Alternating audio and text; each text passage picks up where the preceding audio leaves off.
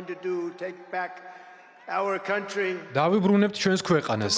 20 იანვარს დასრულდება ამერიკის უკუსვლის 4 გრძელი წელი და მოვა ახალი დღე, ამერიკის ძლიერების, კეთილდღეობის, ღირსების და სიამაყის დღე. ამ ყველაფერს ერთხელ და სამუდამოდ აღვადგენთ. დავასრულებთ წარუმატებელი და კორუმპირებული ადმინისტრაციის მმართველობას ვაშინგტონში. ამის ატანას აღარ ვაპირებთ. Once and for all, we're going to end the reign of a failed and corrupt political establishment in Washington. ეს განცხადება ამერიკის შეერთებული შტატების 47 პრეზიდენტმა ვაშინგტონში თეთრსახლში დაბრუნების აღსანიშნად გამართულ ყრილობაზე გააკეთა.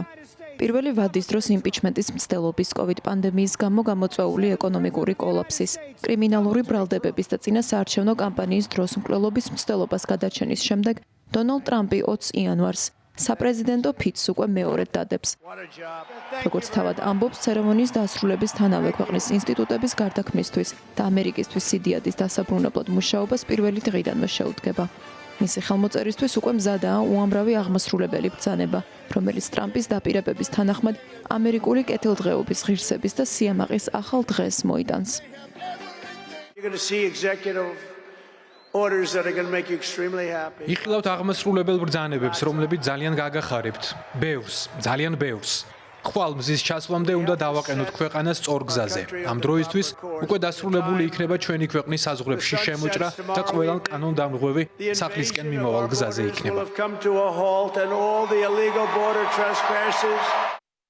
47 პრეზიდენტის ერთ-ერთი მთავარი დაპირება მეორე ვადის პირველი დღიდანვე ამერიკის ისტორიაში ყველაზე მასშტაბური დეპორტაციის პროგრამის ამოქმედებაა.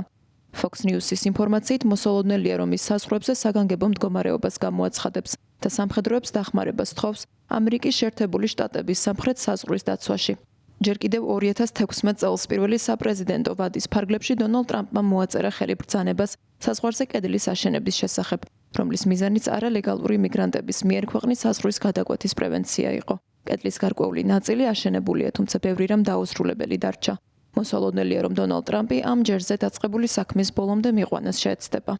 ექსპერტების თანახმად ტრამპის დაპირება მილიონობით უსაბუთო მიგრანტის დეპორტაციის შესახებ უამრავ ლოგისტიკურ დაბრკოლებას წააწყდება და შესაძლოა ათობით ან ასეულობით მილიარდი დოლარიც კი დაჯდეს. მოსალოდნელია, რომ 47 პრეზიდენტი უცხო ქვეყნის ტერორისტულ ორგანიზაციებად დაასახელებს ნარკოკარტელებს ისეთ დაჯგუფებებთან ერთად, როგორებიცაა ალ-ქაიდა და ჰამასი.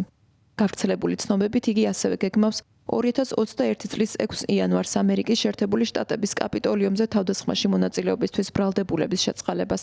იგი ბრალდებულებს მძევლებს უწოდებს და აცხადებს, რომ მისი გადაწყვეტილებით ყველა ბედნიერი დარჩება. კლასიფიცირებული დოკუმენტების გასაჯაროება იმპორტირებულ საქონელზე ტარიფების დაწესება. ამერიკის შეერთებული შტატების პარიზის შეთანხმებიდან ისევ გაყვანა და სხვა.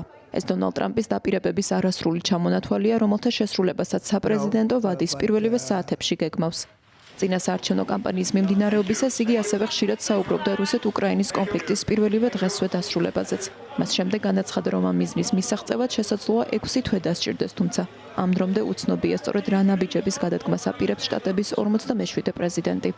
ერთი რამ ცხადია, პირობას დებს, რომ იმოქმედებს უფრო სწრაფად და წავა უფრო შორს, ვიდრე ამას პირველი ვადის დროს აკეთებდა.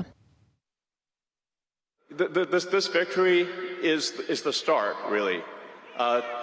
ეს გამარჯვება მხოლოდ დასაწყისია. მთავარი სამომავლოდ მნიშვნელოვანი ცვლილებების გატარებაა, რომლებიც მომდევნო საუკუნის განმავლობაში ამერიკის ძლიერებას ჩაუყრის საფუძველს.